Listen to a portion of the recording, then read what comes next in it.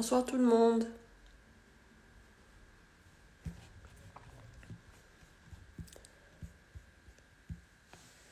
Hello. Comment ça va?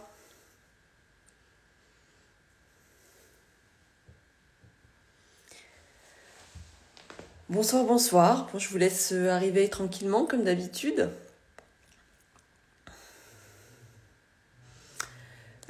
Oui, je pense que je le mettrai en replay, celui-là, même si c'est un live un peu improvisé, mais comme j'ai eu beaucoup de questions sur les dilutions et en aroma et tout ça, et puis après les derniers posts que j'ai fait, j'ai pas encore peut-être eu le temps de répondre à tout le monde, donc j'en profite pour vous faire un live questions-réponses et vous pourrez me solliciter pour toutes vos questions. Et je rappelle, comme l'a dit si bien Mélina de la famille Tortue, ah ben d'ailleurs elle se connecte, pas de consultation puisque ce n'est pas vous rendre service, ce n'est pas éthique et puis ce n'est pas le lieu, c'est vraiment pour vous donner les meilleures informations pour savoir comment utiliser par exemple les huiles essentielles, mais c'est surtout à vous de faire le tri et de... En fait, c'est que vous ayez ce qu'il faut pour bien vous orienter et que vous sachiez que ça existe, que des solutions peuvent exister, mais après c'est à adapter à votre cas, puisque chaque personne est unique, et pour ça il faut voilà, une consultation, des questions, un examen clinique, etc. Donc ce n'est vraiment pas le lieu pour faire des consultations. Donc puisque vous êtes là, si vous n'avez pas vu mes stories ce matin, j'ai expliqué le principe de dilution en aromathérapie. Hop, coucou. Salut. Salut Monia, ça va? Faut qu'on fasse un live d'ailleurs avec Monia de Pharma Mama. Mais elle est très occupée. Donc le principe de dilution, quand on vous dit 20%, c'est un principe de concentration. Ce qui veut dire que même dans que ce soit un solvant ou une huile végétale, c'est-à-dire que vous allez avoir 20% d'huile essentielle pour le reste en solvant ou en huile végétale. Donc quand vous le faites rapidement, en fait si vous voulez faire simple, 20% ça correspond à 2 gouttes, donc 4 gouttes d'huile végétale. Donc 2 gouttes d'huile essentielle, donc 4 gouttes d'huile végétale. Donc ça, moi je le fais dans une petite coupelle et vous ayez toujours des pipettes à disposition. Et sinon, si vous le principe de la cuillère à café, une cuillère à café c'est 5 millilitres. Donc dans 5 millilitres, il faut vous mettre à peu près une goutte... une goutte, je vous dis 6 gouttes d'huile essentielle pour être à peu près à 20%. Puisque en fait on part sur la base de 1 millilitre. En fait ce qui est compliqué dans le rapport, c'est qu'on parle soit en millilitres, soit en gouttes. Et du coup ça porte à confusion. Donc il y a les millilitres et il y a les gouttes. Il faut savoir que de manière générale, 1 millilitre d'huile essentielle correspond à 30 gouttes. Ce qui veut dire que ça dépend des labos, mais globalement, il y a des labos qui vont faire 30 gouttes, d'autres 35, d'autres jusqu'à 40. Mais si on part sur 30 gouttes, normalement, vous avez la bonne dilution. Donc voilà, soit on raisonne en gouttes, soit on raisonne en millilitres. Est-ce que c'est plus clair? Oui? Si vous avez des questions, j'y réponds avec plaisir. Donc, je voulais vous montrer. Si vous avez un flacon d'huile végétale.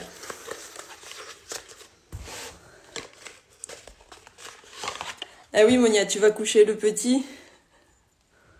Oui, mais il faut qu'on le programme quand même, ce live. Hein. Il est attendu. Soit vous préparez un flacon. Alors là, j'ai pris un flacon, par exemple, de calendula, et c'est un flacon qui équivaut à 50 millilitres. Qu'est-ce que j'ai là comme huile essentielle? Peu importe. Ma petite trousse. De rien. Là, un flacon d'huile essentielle plein comme ça, c'est 10 millilitres. Donc, soit vous utilisez des flacons pleins parce que c'est des mélanges que vous utilisez régulièrement. Et ça vous permet en fait 50 millilitres. Le tableau que je vous ai montré, qui a été fait par Mimi Tambouille d'ailleurs. Je ne sais pas si je peux vous le mettre là. Peut-être. Voilà. Vous voyez, là, c'est un flacon de 50 millilitres d'huile végétale. Il vous suffit, si vous voulez être à 10%, de rajouter 150 gouttes. Si vous voulez être à 20%, de rajouter 300 gouttes. Donc, comme je le disais tout à l'heure, 150 gouttes, ça correspond à peu près à 5 millilitres. Et 300 gouttes, ça correspond à 10 millilitres. Donc, par exemple, pour une dilution à 20%, j'ai un flacon d'huile végétale de 50 millilitres, un flacon d'huile essentielle de 10 millilitres. Je verse entièrement, donc il faut vérifier qu'il y ait de la place. Ça va être un peu juste. Entièrement le flacon de 10 ml dans l'huile végétale. Vous mélangez bien, vous notez la date de préparation et à quoi ça sert, ce qu'il y a dedans. Et ça, vous pouvez vous en servir régulièrement. Donc une huile par exemple de massage pour le ventre quand vous avez des douleurs de règles. Si vous voulez un effet relaxant pour les enfants à masser sous les pieds avant de dormir. Si moi qui utilise souvent la pruche, eh bien voilà, je peux la préparer et la masser régulièrement sur les poignets. Et voilà, quand je vous dis après 2 gouttes du mélange sur les poignets, c'est le mélange prêt. Ça, c'est la technique à faire en avance. Soit comme je vous le disais tout à l'heure, vous le faites sur le moment, une coupelle, une cuillère à café d'huile et 1 à 2 gouttes d'huile essentielle. Et ça marche aussi très bien. Faut juste bien mélanger. Est-ce que c'est clair? Oui? Alors, donc combien de gouttes sur les poignets? Donc si c'est le mélange, vous mettez 1 à 2 gouttes du mélange sur les poignets. Sur chaque poignet, vous mélangez comme ça et vous respirez en passant et ça suffit largement. Coucou Sandrine. Est-ce que vous pouvez me dire si vous avez compris le principe? Ah, merci Sarah. Donc voilà, ne confondez pas les millilitres et les gouttes. Ce tableau, justement, il sert à vous faire l'équivalence entre les millilitres et les gouttes. Soit vous utilisez des millilitres avec les contenances de flacons, ou les pipettes, les seringues qu'on utilise pour injecter les produits, soit on fait des gouttes et vous extemporanément, vous mettez 4 gouttes d'huile végétale pour 1 à 2 gouttes d'huile essentielle. Ça vous va? C'est clair. Oui, les comptes-gouttes, vous en trouvez dans les pharmacies. Hein. En général, vous achetez le flacon compte-gouttes. Et il y a déjà le compte-gouttes intégré dans le flacon, dans le bouchon. C'est clair, super. Alors, Simonia me dit que c'est clair, c'est bon. Respectez bien les contre-indications. Je vous avais fait pas mal. Alors là, du coup, je vais changer. Comment on enlève ce truc? Je sais plus. Là, c'est l'équivalence en gouttes quand on le fait sur le moment. Comme ça, ça vous permet de bien le comprendre. Donc, je mettrai bien le replay en live pour que vous l'ayez. Sinon, les stories que j'ai fait ce matin, je les mets aussi en story à la une. Donc, ne pas hésiter, mais il faut que ce soit bien clair. Coucou Séverine. Voilà, je le rappelle, ne confondez pas les gouttes et les millilitres. C'est hyper important, mais je comprends que ça porte à confusion, mais c'est vraiment ça. Soit on raisonne en gouttes, soit on raisonne en millilitres. Soit en taille de flacon, soit en seringue, mais soit avec compte-gouttes. Voilà, faites bien la différence. Les dilutions, elles sont là en fait pour, par exemple, chez les enfants ou chez les femmes enceintes, pour ne pas utiliser le produit pur, soit parce qu'on limite en fait une quantité trop importante qui passe dans le sang, soit aussi parce que les huiles essentielles sont dermocaustiques et peuvent brûler la peau. Ça, je vous en avais déjà parlé aussi. Donc, par exemple, la pruche que je disais hier est très très riche puisqu'elle contient plus de 30 à 40% de monoterpènes Et les monoterpènes, c'est une famille de molécules moyennement dermocaustiques. Donc moyennement, c'est-à-dire que c'est pas la plus dermocaustique, mais du coup, si vous l'utilisez régulièrement, c'est quand même mieux de les diluer. Les monoterpènes, vous allez les retrouver beaucoup dans les huiles essentielles d'agrumes. Le limonène dans le citron, etc. C'est vraiment, voilà, c'est la caractéristique des agrumes. Qui donc, je le rappelle, le citron peut être dermocaustique et surtout aussi photosensibilisant. Ça, c'est à cause des coumarines. C'est une autre famille encore. Ça va? Donc, pensez à la dilution. Attention donc aux précautions d'emploi des huiles essentielles. C'est hyper important aussi. J'ai fait un post dessus. Il y a aussi un article complet de blog dessus. Et oui, vous êtes plusieurs aussi à me dire que la pruche... Elle est où ma pruche? Elle est en rupture. Et oui, j'ai vérifié. Celle de Pranarum, elle va pas revenir avant, je sais plus quand. 2022, je crois. Donc là, il faut chercher. Là, j'ai l'épinette. Il faut chercher, sinon il faut essayer de la faire venir du Canada, parce qu'ici, on n'en manque pas. Et de la pruche. Après, en équivalent de la pruche, pour lâcher prise, par exemple, si vous ne trouvez pas, l'ylang-ylang est une bonne alternative aussi pour un effet d'enracinement et de lâcher prise quand on a besoin. Ça peut aussi faire l'affaire. Et l'ylang-ylang, vous la trouvez un petit peu plus. Là. C'est aussi une question d'affinité. Moi, j'aime moins l'odeur du ylang-ylang.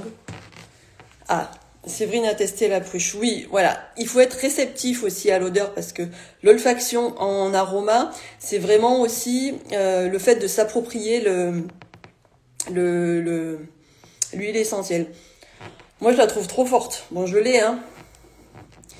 Mais soit on adhère, et c'est-à-dire que ça vous correspond, ça vous convient, un peu comme en homéopathie. On a un terrain, on a un type, on a un caractère qui correspond à telle ou telle souche. Eh ben, ça fonctionne aussi en aromathérapie, puisque quand on parle d'énergie vibratoire, en olfactothérapie, ben, ça correspond à tel ou tel type de personne. Et voilà, ben moi, la pruche, voilà, elle me convient. Et c'est drôle parce que du coup, quand j'ai posté, j'ai eu plein de messages qui m'ont dit c'est pour moi la pruche. Oui, c'est vrai que chez les femmes, ce besoin de contrôle et cette difficulté à lâcher prise, eh ben la pruche, ça peut fonctionner. Mais s'il n'y a pas de pruche, c'est pour ça que je vous donne une alternative. L'ylang-ylang, c'est pas mal aussi. Alors, Séverine, l'épinette. Alors oui, l'épinette. L'épinette, moi, en période d'examen, avec le laurier noble, c'est vraiment super, parce que en petit massage, un petit peu dilué toujours, sur les reins, c'est vraiment le tonique surrénal. Et ça, on sent immédiatement le coup de fouet. Et même le simple, ça ressemble un peu à l'odeur de la pruche. Le simple fait de la respirer, ça vous redonne du tonus. Donc c'est un super tonique et ça marche bien. Alors, la pruche comparativement à la marjolaine à coquille. La marjolaine à coquille, c'est vrai que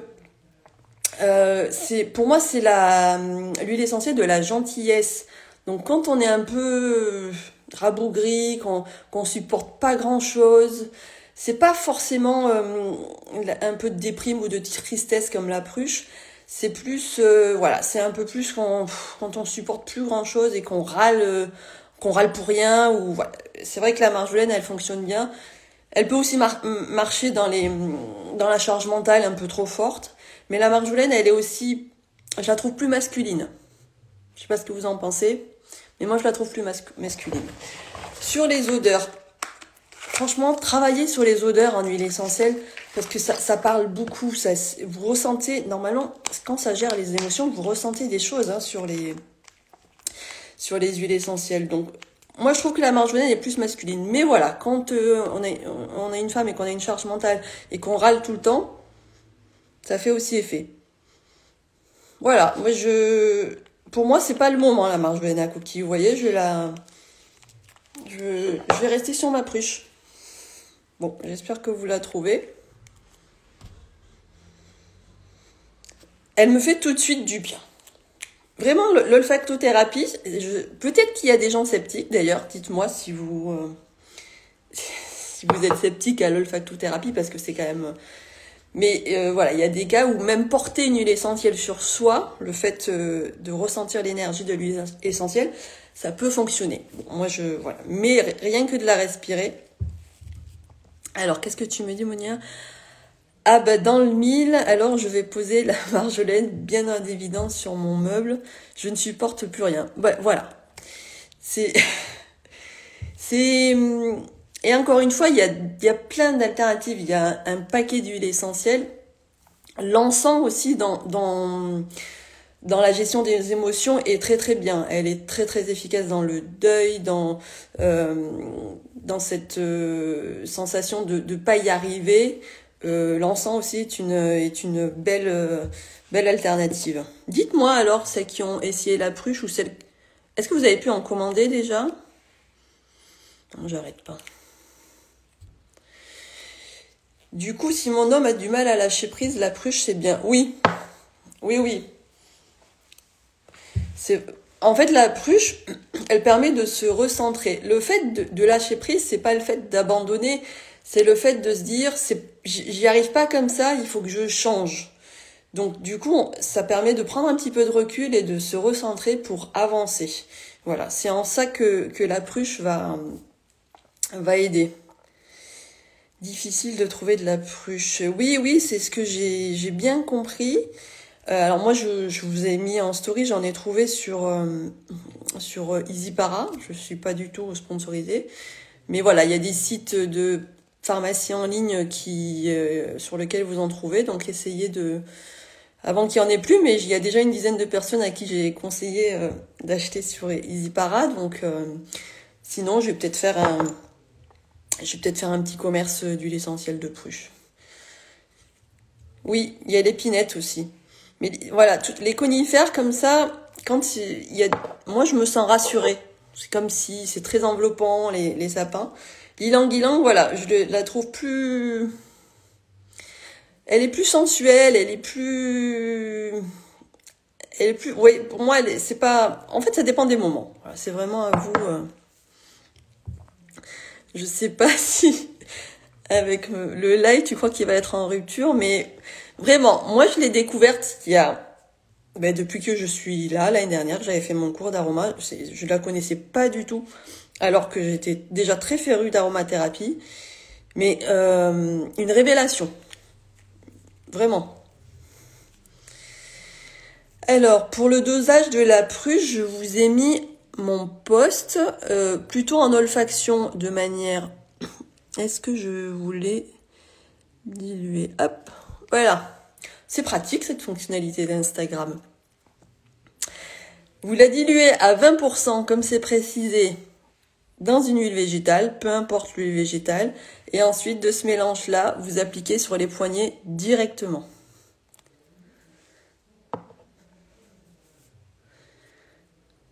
Sinon, quand vous avez besoin de vous recentrer, que vous perdez un peu pied, sous les pieds, c'est aussi super.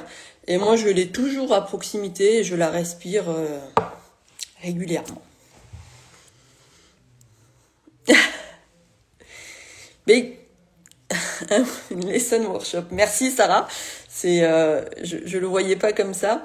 Mais en tout cas, au moins, ça sera enregistré et vous avez... Donc, dans la gestion des émotions, marjolaine à coquille, pruche, épinette noire, encens, qu'est-ce que j'ai dit d'autre? Ylang-ylang et toutes les agrumes pour relaxer, pour calmer. C'est voilà, avec ça, vous avez une belle palette pour la gestion émotionnelle. Et je vous assure que ça peut marcher. J'ai mis une goutte sur le masque, Séverine. Tu as mis une goutte de quoi? D'épinette? Oui, moi l'épinette pareil, voilà, en période de révision, ou quand vous avez besoin de faire des choses, l'épinette elle est top. Hop, et qu'est-ce que... Elle est où mon laurier noble, il est où? Ah, je l'ai peut-être sorti pour...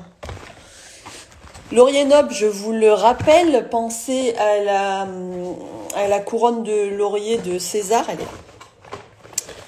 Le laurier noble pour la confiance en soi. Quand il y a des périodes de votre vie où vous devez prendre des décisions et que vous êtes complètement indécise. Voilà, c'est vraiment l'huile essentielle qui va vous donner du courage et de la force, soit pour annoncer quelque chose, soit pour passer à l'acte, pour avancer. Le laurier noble, même principe, dilution 20% en olfaction, amassé sur les poignets et ça marche très très bien. Au passage, j'ai un aft là, moi je l'ai dilué dans ma petite cuillère d'huile essentielle, d'huile végétale, d'huile d'olive, 2 gouttes, je l'ai appliqué, 2 applications, ça a été réglé l'aft.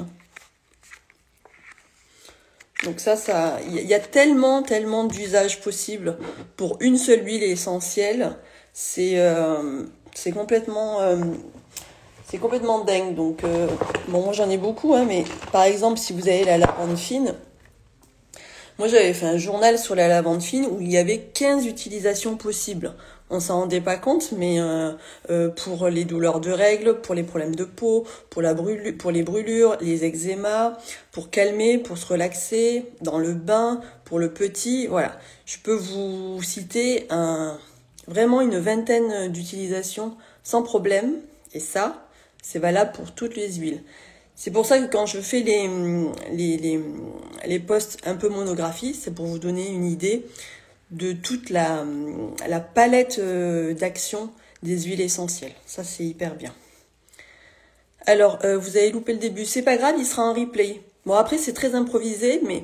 Et du coup, on est parti sur les émotions à gérer avec les huiles essentielles.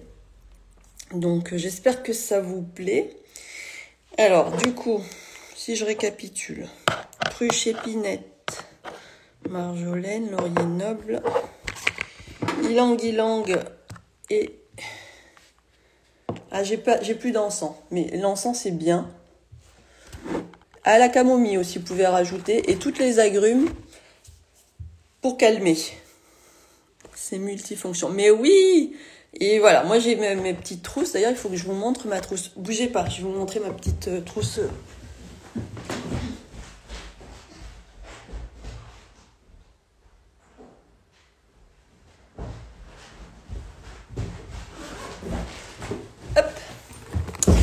Alors, vous vous rappelez, j'avais parlé des trousses et comment transporter les huiles essentielles. Eh bien, j'ai reçu ça en cadeau. Je remercie d'ailleurs ma belle-sœur. Et du coup, alors, voilà. C'est de la mousse. J'ai juste enlevé les petits bouchons. Je mets mes flacons. Vous voyez bien. Je peux fermer.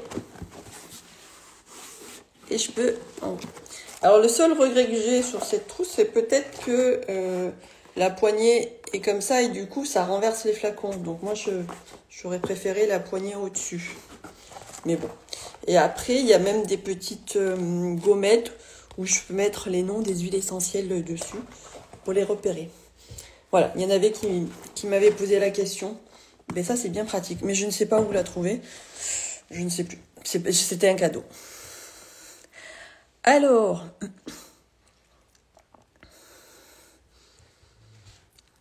ah oui, le livre, ben, je vais vous le montrer. Ma Bible, je vais le chercher, je ne l'ai pas pris à côté de moi.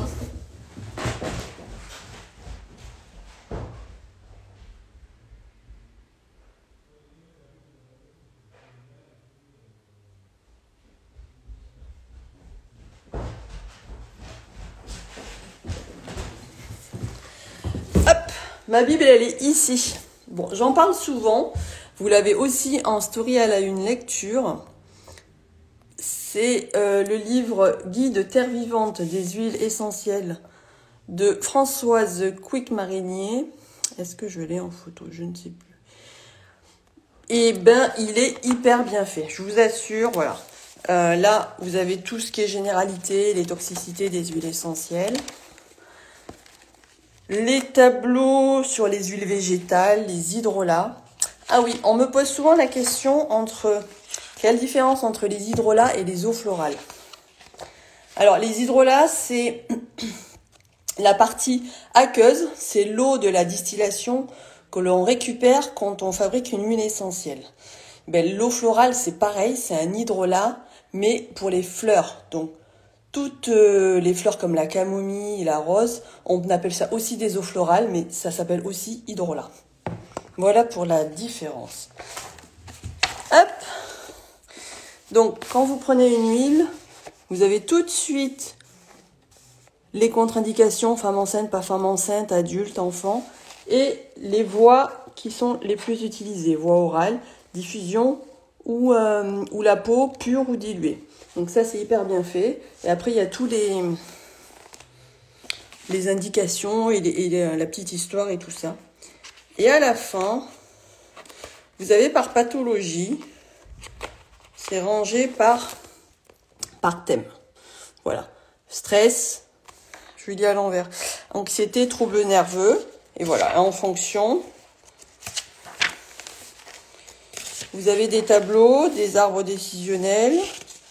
Et par exemple, ça vous dit concentration, confiance en soi. Ça vous donne le soin d'urgence, laurier noble. Voilà. Donc ça, il est vraiment, mais vraiment, il coûte 29,90 €, hein, donc il est vraiment pas très cher. Regardez dans mes stories à la une. Moi, c'est vraiment c'est ma Bible. Il n'y a pas plus. Je l'ai recommandé d'ailleurs à tellement de monde, toujours sans sponsor. Et tout le monde l'adore. Tout le monde l'adore. Alors, du coup, j'ai perdu le fil des questions, les enfants. Je dis les enfants parce que je suis tellement habituée avec mon fils. Les fleurs de bac, alors je n'y connais absolument rien. Donc je peux pas vous en parler. Par exemple, le rescue sur les émotions, je sais qu'il fonctionne et qu'il convient à pas mal de personnes, mais voilà, moi non, c'est pas mon domaine. Donc voilà, le stress qui entraîne des compulsions alimentaires. Oui, alors les compulsions alimentaires, soit sucré, salé, mais le géranium marche très bien dans les compulsions alimentaires et l'amande poivrée. Oui, c'est ça. Attention, l'amande poivrée, elle est un petit peu irritante. Donc, en fait, l'amande poivrée, c'est vraiment cet effet frais et puis ça inhibe aussi cette envie. Et ça marche très bien. Et puis après, si ça vient vraiment du stress, faut travailler sur le stress ou la gestion des émotions avec les huiles essentielles que j'ai citées.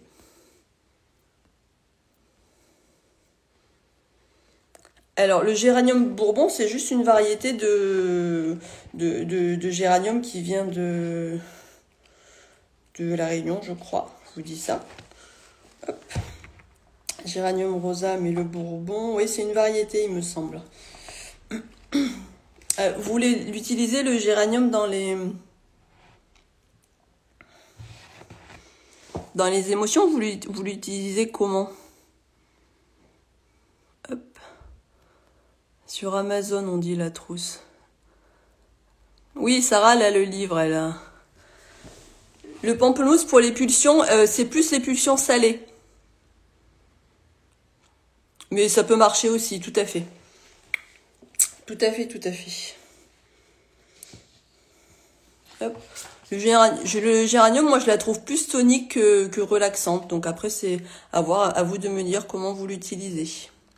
Voilà, mais franchement, il y a d'autres livres. Il y a des livres qui sont aussi, si vous voulez, des livres un peu plus scientifiques. Il faut prendre l'aromathérapie exactement, du docteur Francom. Sinon, vous avez tous les livres du docteur Baudou qui sont bien aussi. Donc voilà, Après, il y en a, je les trouve un peu limite en termes de précaution d'emploi, voilà. Mais c'est propre à chacun.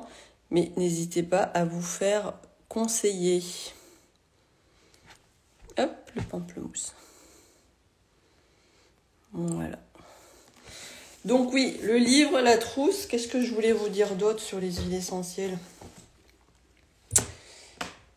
Hop, du coup, mais je rangerai tout après. Est-ce que vous avez d'autres questions?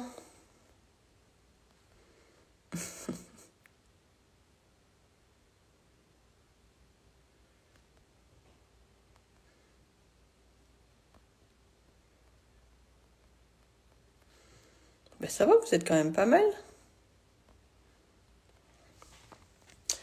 Alors, donc,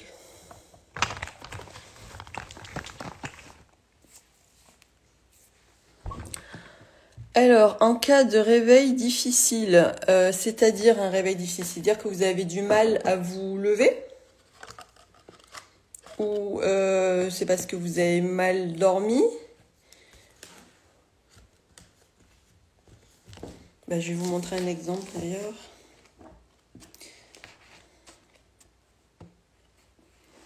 Il est vraiment bien fait.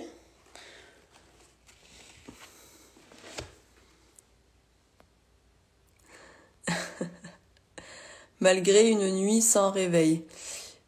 Est-ce que... alors, dans le sommeil, c'est quand même un sujet très compliqué parce qu'il y a des cycles à respecter. Soit si vous avez du mal à vous réveiller, c'est que vous n'avez pas fini votre cycle. Parce que le sommeil est réparateur, en fait, entre 22h et 7h du matin. Donc, par exemple, pour les gens qui se couchent très tard, comme moi, après 1 heure, même si on dort sans se réveiller, parfois le réveil est difficile parce que justement on a loupé un petit peu cette phase réparatrice. Donc essayez quand même de revoir les horaires de coucher. Si vous avez besoin de tonifier et tout au réveil, mais moi je pense que c'est plus une question de sommeil réparateur. Ça va être les huiles essentielles comme le petit grain bigarade qui va favoriser un sommeil plus profond. Enfin, les agrumes, par exemple, avant de dormir, essayez de vous masser les poignets avec le petit grain bicarade.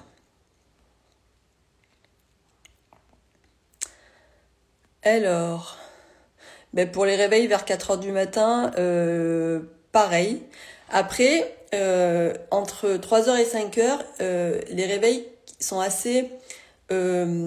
reflète souvent une fatigue hépatique au niveau du foie. Bon, c'est de la médecine chinoise. Mais entre 3h et 5h, si vous vous réveillez souvent, c'est que votre foie travaille et là, il vous réveille. Donc là, pensez à travailler sur votre foie. Donc l'association huile essentielle citron et par exemple un bourgeon de romarin serait super. Et sinon, pour tout ce qui est sommeil, franchement, essayez aussi le bourgeon de figuier. Parce que c'est vraiment le bourgeon du psychosomatique. Vous prenez 10 gouttes avant de dormir et je peux vous assurer que ça fait pas mal de merveilles. Regardez aussi vos carences en magnésium. Donc vous voyez, il faut vraiment adapter à votre cas parce qu'il y a plein de choses à voir et trouver la cause et d'où ça peut venir. Ce n'est pas vous dire, allez hop, cette huile essentielle là, elle va marcher, mais peut-être qu'elle ne marchera pas sur vous parce que ça n'a pas été ciblé pour votre cas. Pour les réveils difficiles, c'est Laure qui dit respirer de l'huile essentielle de romarin. Oui, alors toutes les toniques pour vous réveiller vont aider, mais ça va pas soulager, traiter la cause en fait. Romarin, menthe poivrée ou même une épinette noire tout de suite, ça peut vous aider. Mais regardez plus votre cycle de sommeil si vous avez du mal à vous réveiller. Petit grain bigarade. Hop.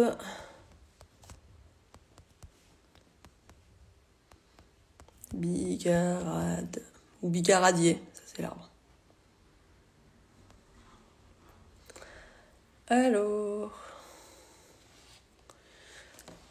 Petit grain bigarade. Voilà. Alors, par hasard, acouphène. Alors, acouphène, je préfère les consultations parce que acouphène, ça peut être un désordre au niveau de la tension artérielle ou au niveau de l'oreille interne aussi.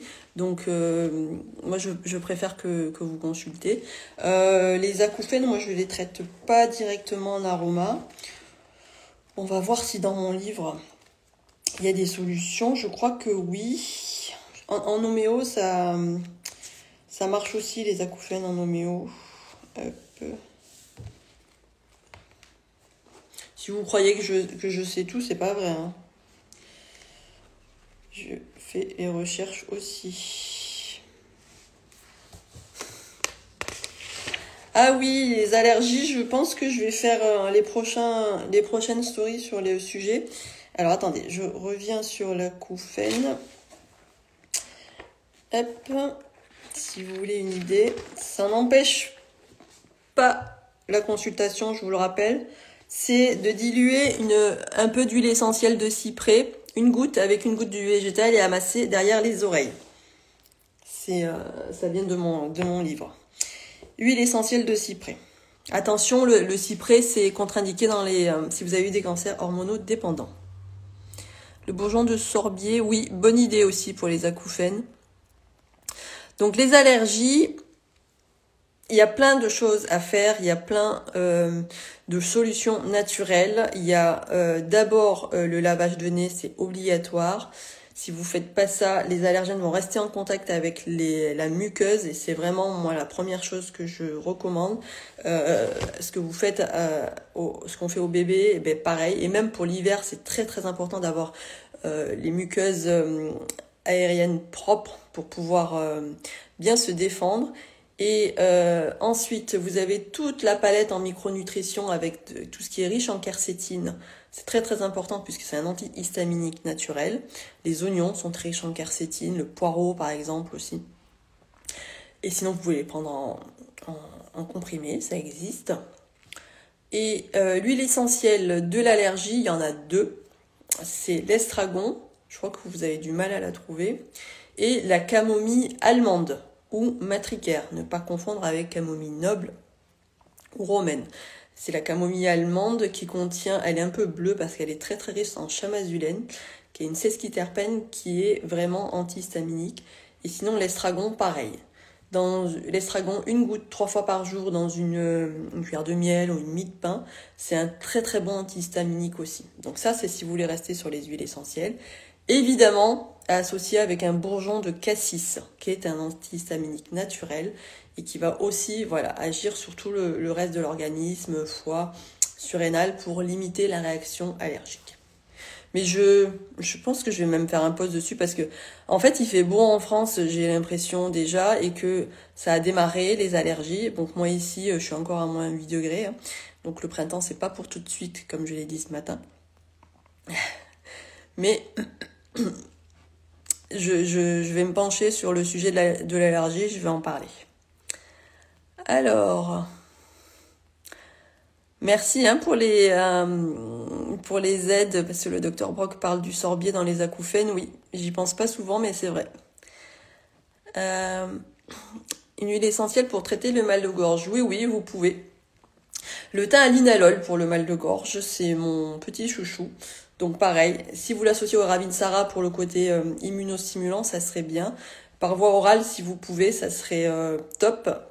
Et sinon, si c'est des enfants, l'hydrolat à ce moment-là de thym à linalol, ça marche très bien pour le mal de gorge. Hop. Caroline Gaillet. Oui, je l'ai partagé en story, la vidéo de Caroline sur les allergies. Mais il faut vraiment que je pense à faire un post ou des stories dessus, puisque c'est déjà la saison chez vous. Allez, pâquerette, oui.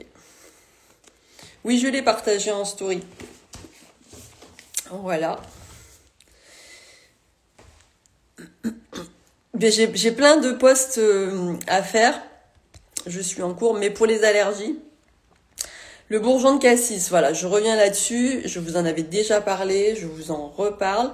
Et il y a aussi des complexes comme Allergem, toujours chez Herbalgem, avec cassis, je ne me rappelle plus du mélange. Mais ça fonctionne aussi très très très bien. Donc pensez-y. Alors, bonsoir, quelque chose pour la douleur de l'allus valgus. En aroma, alors l'allus valgus, je sais que c'est héréditaire, donc on n'y échappe pas en général. Bon, à part l'opération, vous pouvez pas revenir en arrière. Après, pour soulager la douleur, ça va être toutes les huiles essentielles, un petit peu anti-inflammatoires et antalgiques. Ça dépendra du type de douleur, mais par exemple l'eucalyptus citronné, à faire donc toujours dans un mélange d'huile végétale, plutôt l'huile végétale soit de calophylle, inophile ou de millepertuis, parce que si c'est sur le trajet du nerf, ça peut être douloureux. Vous faites un mélange pareil à peu près à 20% et vous massez. Eucalyptus citronné, ou si vous n'êtes pas allergique à l'aspirine, la Golteri couchée. Hop, romarin dans l'allergène. Oui, voilà, merci. Parce que aussi, voilà, on agit sur le foie, hein, sur les allergies. Au printemps, en médecine chinoise, d'ailleurs Caroline Gaillet le dit très bien, c'est vraiment le foie qui se met à travailler. C'est le moment d'ailleurs de démarrer les détox, pas en hiver, parce que le corps est trop fatigué en hiver pour subir une détox. Mais à partir de ce moment-là, vous pouvez très bien prévoir des détox. Avec le bourgeon de romarin, qui est un excellent détox, bourgeon de genévrier, plus doux parce qu'il a aussi une action sur les reins. Et vous pouvez utiliser aussi tout ce qui est produit à base de sève de bouleau. Ça, c'est vraiment un très très bon dépuratif. Ça, vous pouvez bien... Donc, avec les allergies, ces accumulations-là, c'est pas bon pour le corps. Donc, il faut un petit peu l'aider à drainer. Alors, une huile essentielle pour traiter les migraines. Alors, en dehors de l'amande poivrée. Alors oui, c'est vrai que en fait l'amande poivrée c'est l'effet frais, c'est l'effet qui va agir sur la circulation pour éviter cette contractilité, cette pulsatilité, c'est-à-dire que ça va, ça vient, c'est assez horrible. Quand vous êtes limité comme ça, essayez le bourgeon de cassis avec l'amande poivrée et je peux vous assurer que ça peut très bien fonctionner. Vous prenez tout de suite 15 gouttes de bourgeon de cassis, enfin entre 10 et 15 gouttes de bourgeon de cassis et ça va... Enfin, pour moi, ça fonctionne très très bien aussi. Et après, c'est vrai qu'il faut revenir sur les causes de la migraine, regarder si le foie n'est pas surchargé, etc.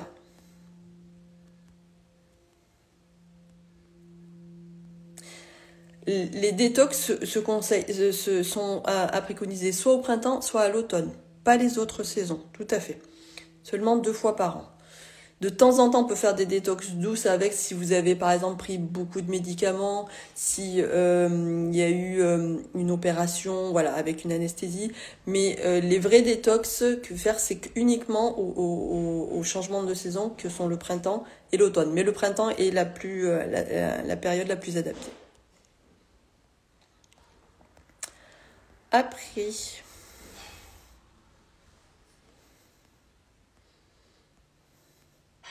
non mais vraiment, la Gémeaux, ça marche très très bien hein, dans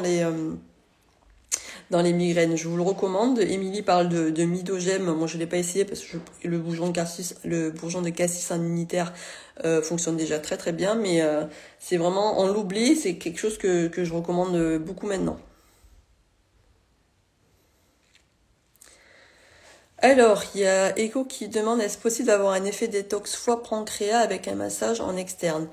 Oui, toujours, parce que le massage en externe, les huiles essentielles, je vous le rappelle, sont des molécules qui, même à travers la peau, même quand vous massez sur vos poignets, passent dans votre circulation sanguine. Donc, en regard de l'organe concerné, donc là, foie et pancréas, oui, vous pouvez aussi avoir une action.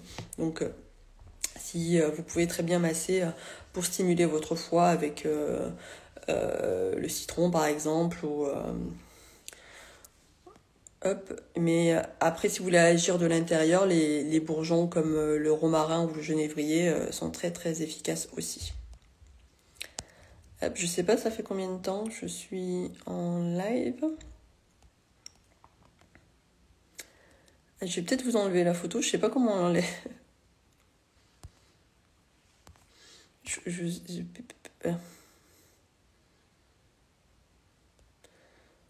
Je sais pas comment on enlève la photo.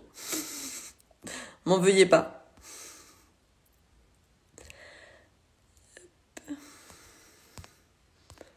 Ah voilà, c'était au tout début.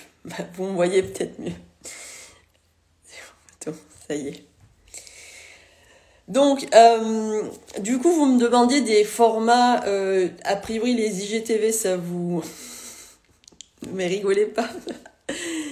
Les IGTV, ça vous plairait puisque vous pourriez les garder en trace. Et puis, je vais réfléchir à ça parce qu'il faut faire du montage vidéo.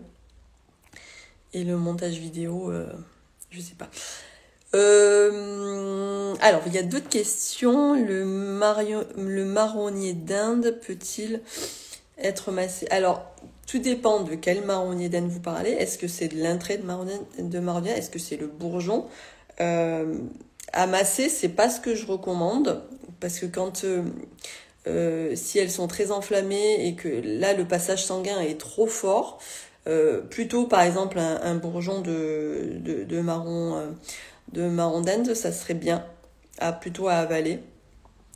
Et voilà, c'est pas que c'est dangereux, mais quand même quand c'est quand même des veines, même si elles sont terminales, là le passage sanguin est quand même trop fort, donc on évite, surtout quand elles sont externes et quand c'est très très douloureux. Une détox, c'est 3 semaines. 3 semaines et vous arrêtez. Hop. Bon, ben écoutez, s'il n'y a plus de questions, je vais arrêter le live. Merci encore pour votre présence. Je serai en vacances la semaine prochaine, comme je l'ai dit. C'est pour ça que je vous ai fait un petit live avant de partir en vacances. Et je serai un petit peu là, mais juste pour partager quelques infos. Je vous prépare quand même un post à venir. Je pense qu'il va vous intéresser. Je vous le dis là en avant-première pour ceux qui sont au live. C'est la trousse homéo pour les nourrissons. Donc c'est très demandé. Et donc là je suis en train de le finaliser. Je vous posterai dans la semaine. C'est gentil, je vais vous manquer. Mais je vous partagerai de la neige. On sera au ski puisque nous ici on a encore les stations ouvertes. Oui, je vous le mets en replay, mais je sais pas si c'est suffisamment intéressant que je vous le mette en replay, parce que j'ai essayé. Mais oui, je vous le mets en replay sans problème. Voilà, et puis comme d'habitude, je suis toujours disponible. En tout cas, merci, parce que vous êtes de plus en plus nombreux sur le compte. Ça me fait plaisir. Et puis, je vous dis à bientôt et passez un bon week-end.